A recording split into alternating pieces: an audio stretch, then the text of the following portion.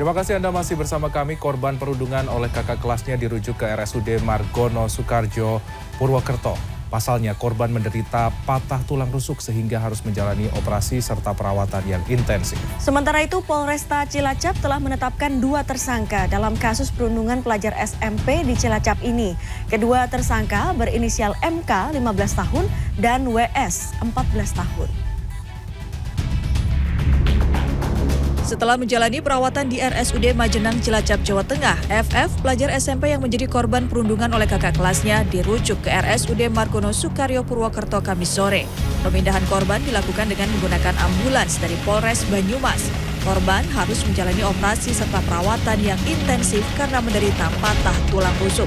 Jumat siang, korban masih menjalani perawatan intensif di RSUD Margono Soekarjo, Purwokerto. Sementara itu, Polresta Cilacap telah menetapkan 2 tersangka dalam kasus perundungan pelajar SMP di Cilacap. Kedua tersangka ini berinisial MK 15 tahun dan WS 14 tahun. Polisi masih terus melakukan penyelidikan serta meminta keterangan beberapa saksi. Kemungkinan ada tersangka tambahan dalam perkara ini. Ya, nanti tentunya akan kita pilahkan peran masing-masing, apakah itu dari yang merekam ataupun yang turut serta dan yang melakukan pembiaran. Sebelumnya, video perundungan yang dilakukan pelajar SMP di Kabupaten Cilacap ini sempat viral di media sosial. Pelaku menganiaya dengan menendang dan memukul korban. Meski telah meminta ampun, pelaku yang merupakan kakak kelas korban terus menganiaya hingga korban tersungkur. Aksi kekerasan ini terjadi karena kesalahpahaman antara pelaku dan korban. Pelaku yang tersinggung dengan kata-kata adik kelasnya ini tak terima sehingga melakukan penganiayaan di depan sejumlah siswa lainnya. Tim Liputan CNN Indonesia. Ya, dalam sebulan terakhir sederet kasus memilukan yang melibatkan anak-anak terjadi di sekolah. Ya, sekolah yang seharusnya menjadi rumah kedua bagi anak-anak seakan tidak lagi nyaman dan aman buat mereka. Lalu apa yang salah dengan dunia pendidikan kita? Kita simak laporan khas redaksi pagi.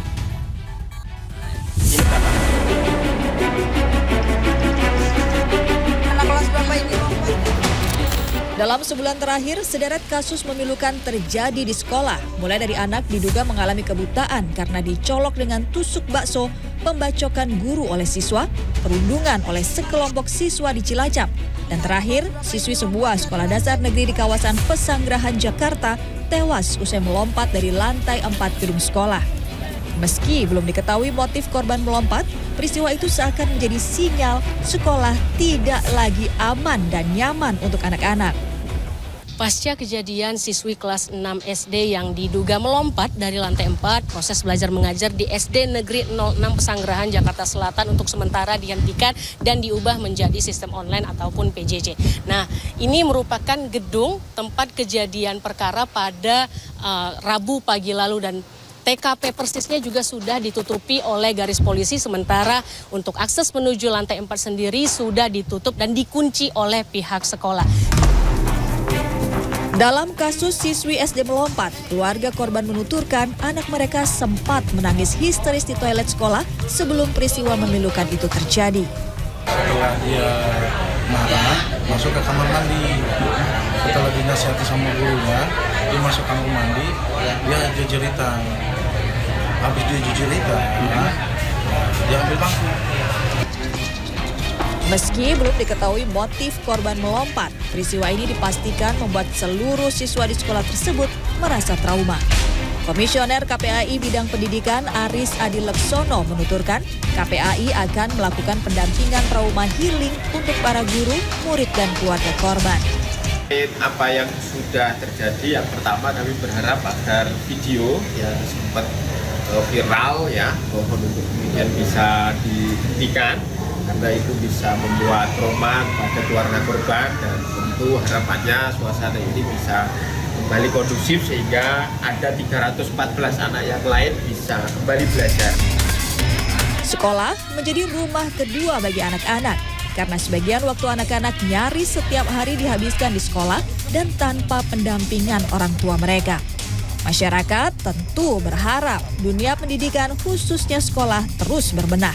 Karena jika tidak, kemana lagi para orang tua harus mempercayakan dan menitipkan anak-anak mereka untuk mengenyam pendidikan.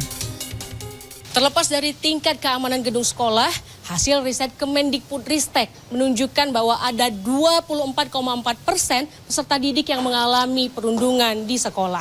Angka ini bukanlah jumlah yang sedikit. Jika dilakukan perbandingan, berarti ada 3 dari 10 peserta didik yang mengalami perundungan di sekolah. Suci Bancin, Fadli Julian, Jakarta. Anak kelas berapa ini?